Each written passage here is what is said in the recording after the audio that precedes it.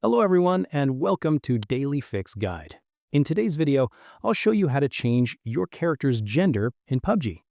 Now, what you do is just simply go to your workshop option, and right over there you will see option called character. Over here, you will have the option switch character, which you can find at the top left-hand side corner. Click on that, and then you will have few default characters, which you can see right over here. You will have your characters, some paid and some free ones. So if you have the paid ones, you can choose from them. There are many paid factors that you can use. So let's say, for example, you want to switch to your default factor.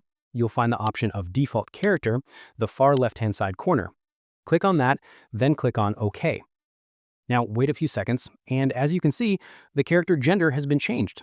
Now you can do the same thing again by clicking on Switch Character. Choose a different character, maybe this one. Now click on Use, and then you'll go back to Lobby. And then, as you can see, the character has been changed. So that's it.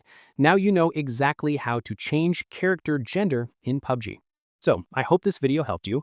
If you do, please give this video a thumbs up, share it with your friends, and subscribe to the channel for more helpful videos. So thank you for watching and take care.